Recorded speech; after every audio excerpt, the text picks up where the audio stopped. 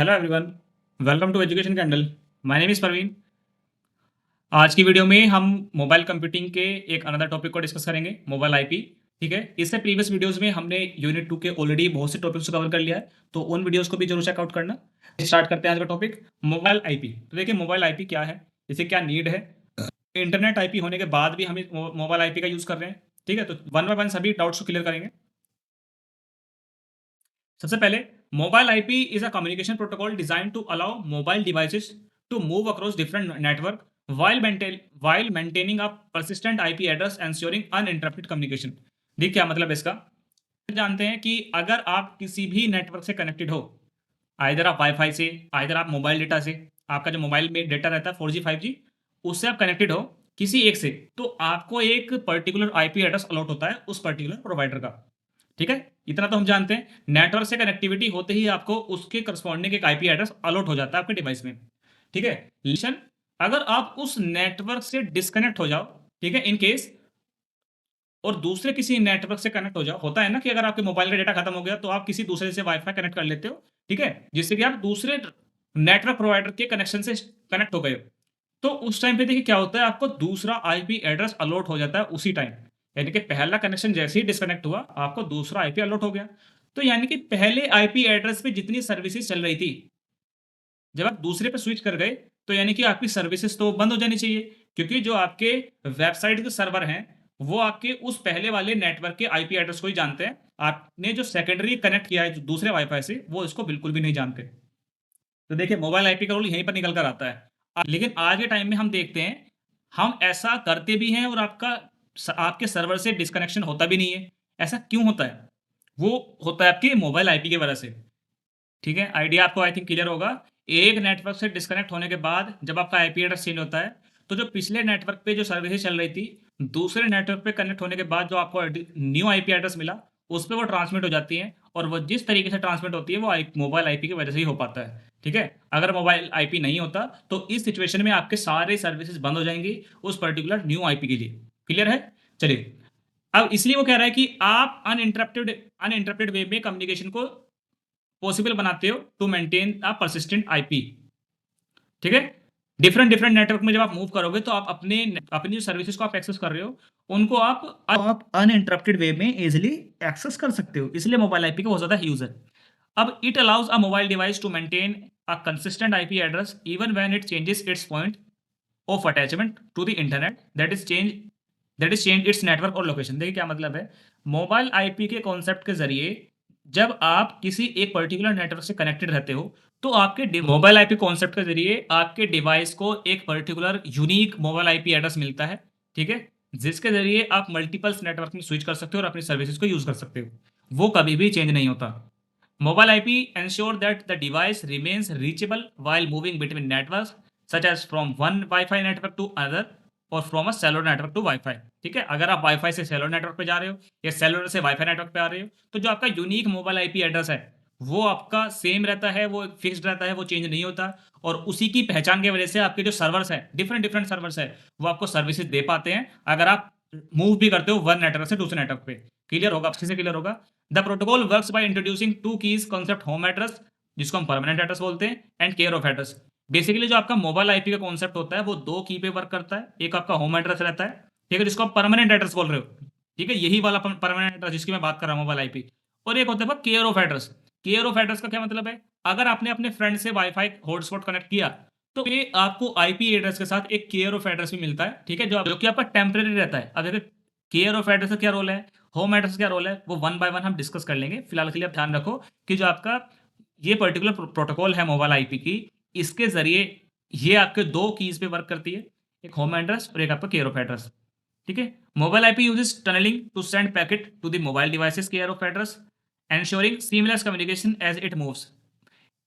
अब mobile IP जब अपने डेटा को सेंड करता है, तो वो टनलिंग का यूज करता है। टनलिंग का मतलब होता है कि एक रास्ता, एक वे, जिसके माध्यम से वो डेटा को सेंड करता है। ठीक है, फॉर एग्जांपल आपका जो होम एड्रेस था वो इस एरिया में था, और आपने मूव करके किसी और नेटवर्क से आप कनेक्ट हो गए, और आपका केयर ऑफ एड्रेस वो यहाँ पे शो कर रहा है।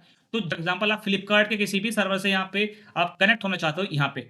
ठीक है, तो वो डेटा आपको जब सेंड करेगा फ्लिपकार्ट का सर्वर, जब आपके होम एड्रेस से कनेक्ट होते हुए आपको एक टनलिंग के माध्यम से ठीक है, एड्रेस पे इस तरीके से वो एक टनल क्रिएट करता है आपका एक होम एड्रेस, ठीक है, और देन आपको वो केयर ऑफ एड्रेस पे वो आपको मिल जाता है।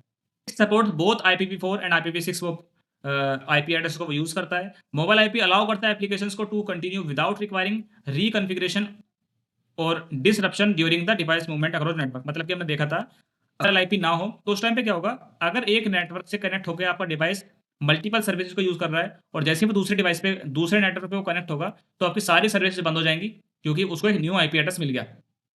ठीक है, तो उस टाइम पे ये जो एक्स्ट्रा कॉन्फ़िगरेशन हो रहा है, रीकॉन्फ़िगरेशन हो रहा है, उसको ये रिज़ॉल्व करता है, उसको वो दूर करता है कौन? आपका मोबाइल आईपी। अब it is widely used in mobile network including cellular network and satellite communication to provide mobility support for devices. यानी कि मोबाइल आईपी के ज़रिए ही आप डिफरेंट डिफरेंट लोकेशन पर रहकर अपनी सर्विसेज को यूज़ कर पाते हो। क्लियर है? चलिए, एक इसका प्रैक्टिकल एग्जांपल देख लेते हैं। अगर आप घर में वाईफाई यूज़ करते हुए एक वीडियो कॉल पे हो, ठीक है? हमने देख लिया हम हमारे घर में एक वाईफाई कनेक्टेड है और हम घर में हैं और उसमें हम किसी भी पर्सन से वीडियो कॉल पे बात कर रहे हैं और फॉर एग्जांपल आपको एक होम एड्रेस मिल जाता है, एक आईपी एड्रेस मिल जाता है, इस तरीके का, इस फॉर्मेट का, और आप घर से अगर बाहर निकल जाओ, यानी कि जैसे मोड पर आप घर से बाहर जैसे ही निकलते हो, तो आपके वाईफाई से डिस्कनेक्शन होगा और वाईफाई से जैसे ही डिस्कनेक्शन होगा, तो आपका जो मोबाइल डिवाइस है वो कनेक्ट हो जाएगा ऑटोमेटिकली आपके 4G या 5G सेलुलर नेटवर्क से। ठीक है, मोबाइल आईपी की वजह से ही आप स्विच कर जाते हो अपने केयर ऑफ एड्रेस पे, क्योंकि आपको एक 4G और 5 क्योंकि आपको 4G 5G की वजह से क्या मिल गया, एक केयर ऑफ एड्रेस मिल गया उस टाइम पे टेम्पररी। और मोबाइल आईपी का काम क्या है, आपके डेटा पैकेट को सेंड करना, जिस सर्विसेज को वो यूज कर रहा था मोबाइल वीडियो कॉलिंग की, ठीक है, वो आपके केयर ऑफ एड्रेस पे वो सेंड करने लगता है। यानी कि आपकी आपने देखा भी होगा, इमेजिन भी किया होगा, आपकी कॉल ड्रॉप नहीं होती है, वीडियो कॉल हो इधर आपकी, ठीक है, या फिर आपकी वॉइस कॉल हो व्हाट्सएप वगैरह पे जो कि इंटरनेट का यूज करती है, तो आपकी कॉल बिल्कुल भी डिस्कनेक्ट नहीं होती है। हो रहा है वो आपके मोबाइल आईपी की वजह से हो रहा है। ठीक है, मोबाइल आईपी इंश्योर करेगा कि वीडियो कॉल आपकी ब्रेक ना हो और डेटा पैकेट्स आप नए नेटवर्क यानी कि 4G 5 पे जिससे आप कनेक्ट हुए हो उसके थ्रू आपके डिवाइसेस पे आते रहें परमानेंटली। ओके, तो ये काम होता है मोबाइल आईपी का। अगर मोबाइल आईपी नहीं होता तो आपका कनेक्शन डिस्कनेक्ट होता पहले, फिर आपको दोबारा से उस सर्विस को यूज करने के लिए उसको रिक्वेस्ट सेंड करनी पड़ती।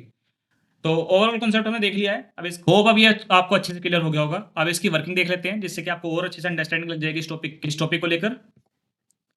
वर्किंग को मैं आपको डायग्रामेटिकली बताऊंगा। पहले डायग्रामेटिकली देखिए आप, अगर आपका कोई मोबाइल क्लाइंट है, ठीक है, वो उसका एक पर्टिकुलर आपका होम एड्रेस रहता है according to the mobile IP. Working according to the mobile IP, उसका एक होम एड्रेस होगा, क्योंकि हमने देखा था मोबाइल आईपी आपके दो की पे वर्क करता है। एक आपका होम एजेंट रहता है और आपका फॉरेन एजेंट रहता है, जिसको हम बोलते हैं केयर ऑफ एड्रेस। ठीक है, केयर ऑफ एड्रेस हमने पढ़ा था। तो होम एजेंट पे जब आपका मोबाइल एग्जिस्ट करता है और जब वो रिक्वेस्ट करता है, अभी आप इस राइट वाले पार्ट को मत देखिए, ठीक है, इस राइट वाले पार्ट को मत देखिए, केवल इस वाले पार्ट को देखिए। मोबाइल क्लाइंट जब वो घर में होगा, यानी कि अपने होम एड्रेस में होगा, ठीक है, और जब वो डेटा पैकेट की नीड करेगा तो डेटा पैकेट अपने आप उसको सर्वर से मिलते रहेंगे, ठीक है, इस वे में। लेकिन अगर ये मोबाइल क्लाइंट किसी दूसरे नेटवर्क में वो पहुंच गया, फॉरेन एरिया में चला गया, फॉरेन कंट्री वगैरह में, या फिर किसी दूसरे सेलुलर नेटवर्क में चला गया वो, और किसी दूसरे नेटवर्क से वो कनेक्ट भी हो गया, तो उस टाइम पे देखिए होगा क्या, डेटा सर्विसेज क्योंकि इस वाले आईपी एड्रेस पे अलॉट थी, वो उस वाले आईपी पे अलॉट करने के लिए इसको इसको मिल जाता है उस पर्टिकुलर नेटवर्क से केयर ऑफ एड्रेस, जो कि आपका एक टेम्पररी होता है। ठीक है, और ये केयर ऑफ एड्रेस आपका ऑटोमेटिकली कहाँ पे डिटेक्ट हो जाता है, आपके होम एजेंट के पास। यानी कि आपका होम एजेंट कंप्लीट ही जानकारी रखता है कि आपका वो पर्टिकुलर डिवाइस आपका कहाँ पे एग्जिस्ट करता है इस टाइम पे। ठीक है, नेटवर्क प्रोवाइडर पे डिपेंड करती है कि वो पर्टिकुलर जो डिवाइस है वो कहाँ पर एग्जिस्ट करता है, वो सारा डेटा उनके पास रहता है। जितने भी SLR VLR हमने पढ़े थे ना, विजिटर लोकेशन रजिस्टर, ये सारे टॉपिक्स हमने उसमें कवर कर रखे थे। विजिटर लोकेशन जो रजिस्टर होता है आपका, यानी कि डेटाबेस, उसमें वो जो एंट्री जाती रहती है वो इसी के थ्रू जाती है, और जो उस एंट्री के साथ साथ वो ये भी चेक करते हैं उसका केयर ऑफ एड्रेस क्या है। यानी अगर यहाँ पे रह के उसने कोई डेटा पैकेट की नीड करी, सर्वर से कनेक्ट हो गए, तो उस टाइम पे देख क्या होगा, रिक्वेस्ट जाएगी सर्वर के पास, सर्वर इसको सेंड करेगा डेटा पैकेट आपके होम एजेंट को। देन होम एजेंट क्या करेगा, उस केयर ऑफ एड्रेस के जरिए एक टनलिंग के थ्रू, ये टनलिंग जो मैं आपको बता रहा था थियोरेटिकली, ये होती है, यानी कि आपका इंटरनेट में एक टनलिंग के जरिए वो आपके केयर ऑफ एड्रेस पे आपके डेटा पैकेट आपको मिल जाते हैं। ओके, तो ये कंप्लीट प्रोसेस चलता है ऐसा, यही पॉइंट्स, ठीक है, डायग्रामेटिकली मैंने आपको समझा दिया अच्छे से। यही पॉइंट्स मैंने इस स्लाइड में लिख रखे हैं। वीडियो को पॉज करके इन पॉइंट्स को आप लिख लेना, जो कि आपके एग्जाम के पॉइंट ऑफ व्यू से बहुत ज्यादा हेल्प करेंगे। ठीक है, बात करते हैं नेक्स्ट टॉपिक की। देखिए, आपके मोबाइल आईपी में कौन कौन सी एंटिटीज होती है। सबसे पहला होता है आपका होम एजेंट। होम एजेंट में क्या होता है, आपका होम का नेटवर्क रहता है जो कि उसको ही वो मेंटेन करके चलता है। होम एजेंट पे सबसे पहला क्या होगा, एक राउटर रहेगा एंड एक आपका वायरलेस ट्रांस रिसीवर रहेगा, जो कि आपके मोबाइल डिवाइस को कनेक्ट करेगा। ठीक है, ये रहता है। फिर आता है आपका एक फॉरेन एजेंट रहता है, जिसमें आपका मोबाइल डिवाइस मूव करता है। कोई भी हो सकता है फॉरेन एजेंट, ऐसा नहीं है कि स्पेसिफिक आपका फिक्स्ड होता है, डिफरेंट डिफरेंट होते हैं, क्योंकि मल्टीपल्स एरियाज में आपका डिवाइस मूव करता है। तो फॉरेन एजेंट कहलाएगा ये इस डिवाइस के लिए। उसमें अपने अपने एक पर्टिकुलर राउटर रहेगा, उसमें एक अपने वायरलेस ट्रांसरिसीवर रहेगा जिससे वो कनेक्ट होगा वायरलेसली। ठीक है, ये दोनों जो राउटर है, एक होम एजेंट का, एक आपका फॉरेन एजेंट का, वो कनेक्टेड रहते हैं through internet by using tunneling method. ठीक है, और वो कनेक्टेड किसके जरिए रहता है, वो केयर ऑफ एड्रेस के जरिए, जो केयर ऑफ एड्रेस आपका फॉरेन एजेंट उस डिवाइस को देता है। ठीक है, होम एजेंट के केयर ऑफ एड्रेस को वो यूज करते हुए आपके मोबाइल डिवाइस तक डेटा पैकेट आते हैं। क्लियर? तो ये कंप्लीट आर्किटेक्चर रहता है आपका, या फिर आप एंटिटीज ही बोल सकते हो मोबाइल आईपी के अंदर, और इनको आप पर्टिकुलरली डिफाइन भी कर सकते हो। इजी कंपोनेंट है बहुत, जो जो मैंने पॉइंट्स बताई हैं ये आप इनमें लिखना। ठीक है, चलिए। मोबाइल आईपी, मोबाइल नोड कौन से जो आप पर्टिकुलर डिवाइस आप यूज कर रहे हो। होम एजेंट क्या होता है, पर्टिकुलर राउटर और सर्वर लोकेटेड आपके होम लोकेशन पे जो आपका लोकेटेड है। होम एजेंट जिस जो आपके रेस्पॉन्सिबल है आपके डेटा पैकेट को फॉरवर्ड करने के लिए। ठीक है, प्रोवाइडर की सर्विसेज को आप होम एरिया में यूज कर रहे थे, वो आपको होम एजेंट कहलाता है। ठीक है, फॉरेन एजेंट क्या होता है, जिस एरिया में आप मूव कर रहे हो, ठीक है, और उस टाइम पे उसकी सर्विसेज को आप यूज कर रहे हो, ठीक है, वो कहलाता है फॉरेन एजेंट। चलिए, केयर ऑफ एड्रेस क्या होता है, एक आपका टेम्परेरी आईपी एड्रेस रहता है जो कि असाइन होता है आपके मोबाइल डिवाइस को। ठीक है, और कनेक्ट करता है आपके फॉरेन नेटवर्क को। अब केयर ऑफ एड्रेस आपका कैपेबल बनाता है आपके डिवाइसेस को, जिससे कि आपका डिवाइस डेटा पैकेट को रिसीव कर सकते हैं थ्रू टनलिंग विया आपके होम एजेंट। होम एड्रेस क्या होता है, वो आपको पता है, परमानेंट आपका आईपी एड्रेस रहता है जिस भी आप नेटवर्क प्रोवाइडर की सर्विस को यूज कर रहे थे आपके होम लोकेशन में रहते हुए। डिजिटल आईपी एजेंट क्या होता है आपका, refer to the home agent and foreign agent.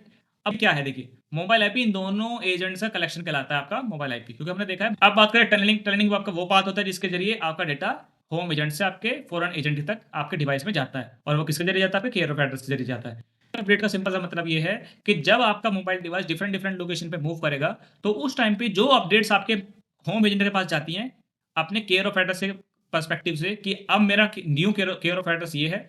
ठीक है, तो उस टाइम पे जो अपडेट मैंने आपको बताया था कि आपकी अपडेट चेंज होती रहती है आपके वीएलआर के अंदर। तो वीएलआर के अंदर जो अपडेट जा रही है, जिस मैसेज फॉर्मेट में जाती है, उसको हम बोलते हैं बाइंडिंग अपडेट। क्लियर? अब mobile IP ensure seamless communication for mobile users while they are transition between different network, eliminating disruption in data session. Already मैं आपको बता चुका हूँ कि मोबाइल आईपी आपका यूजफुल ही इसलिए है जिससे कि आप डिफरेंट डिफरेंट लोकेशन पर मूव करके भी अपने डेटा सर्विसेज को यूज कर पाओ इन बाय मेंटेनिंग डेटा सेशंस।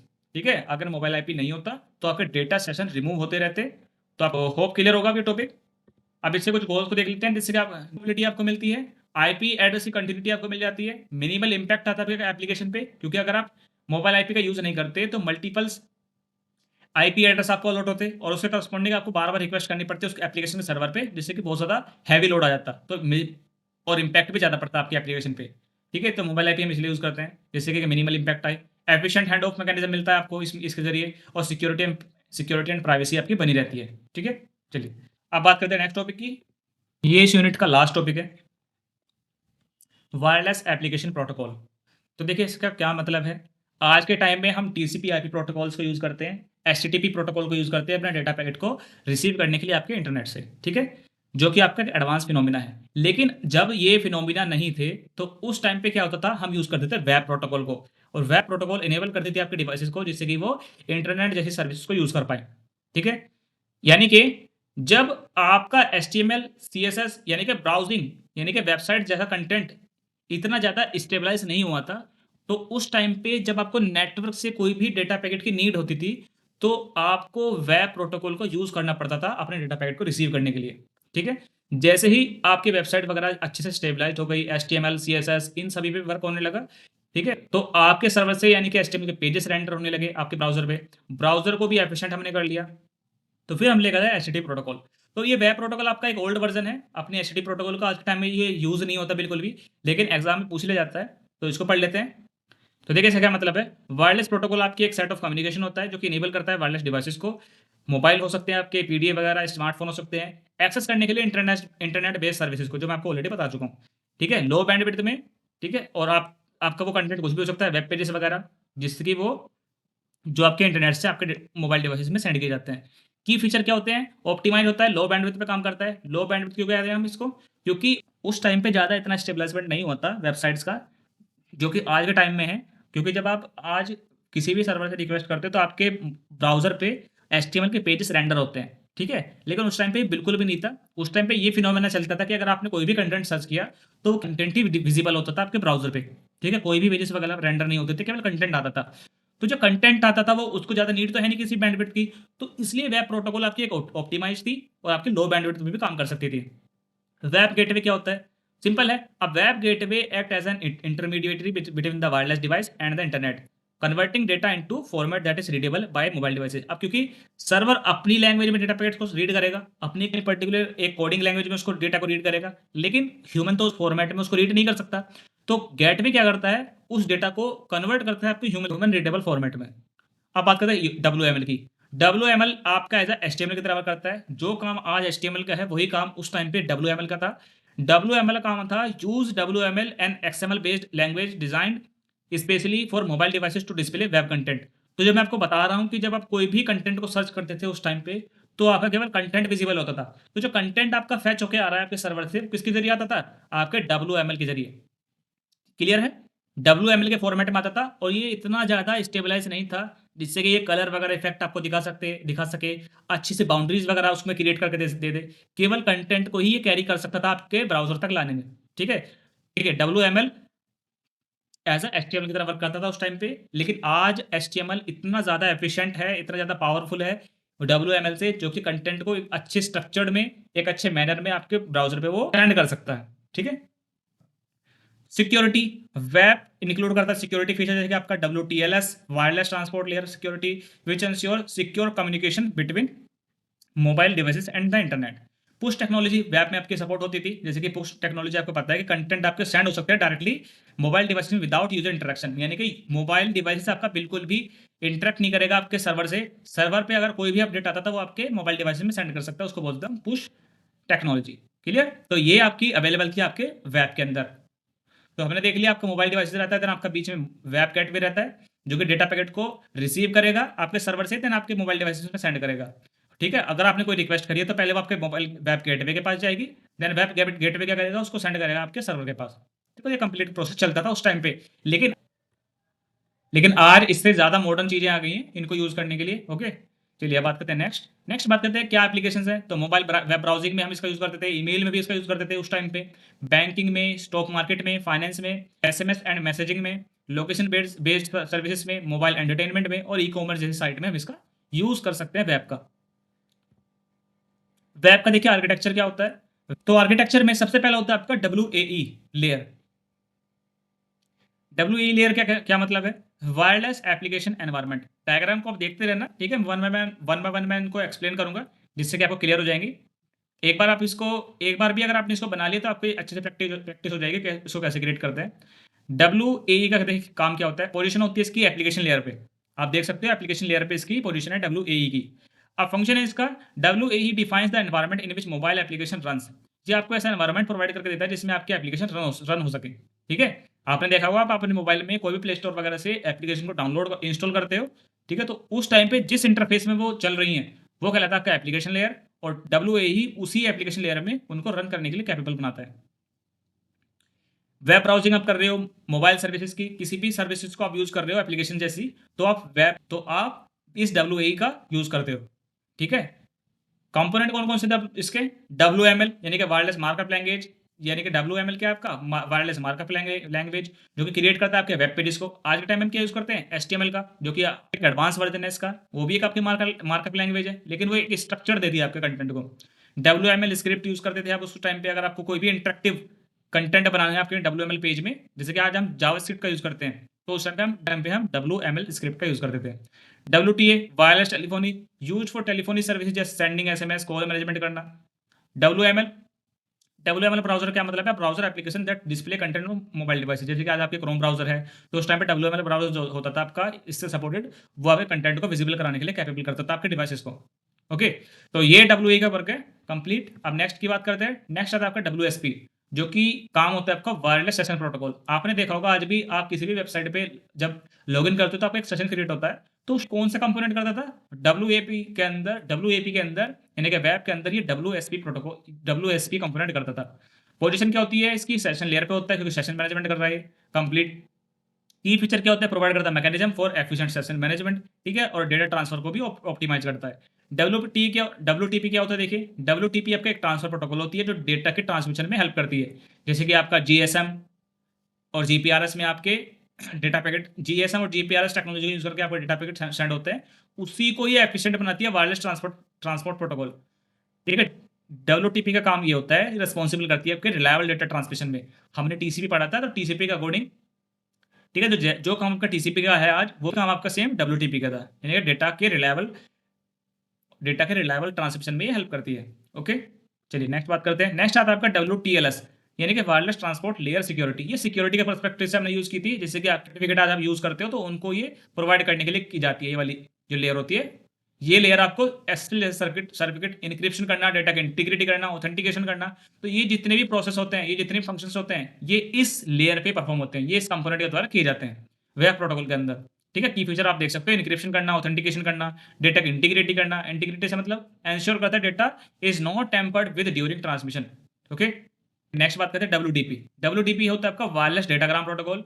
इसका ये मतलब है नेटवर्क लेयर पे आपका ये एग्जिस्ट करता है, also considered part of the transport layer. ठीक है, ये नेटवर्क लेयर पे अवेलेबल होता है आपका WDP।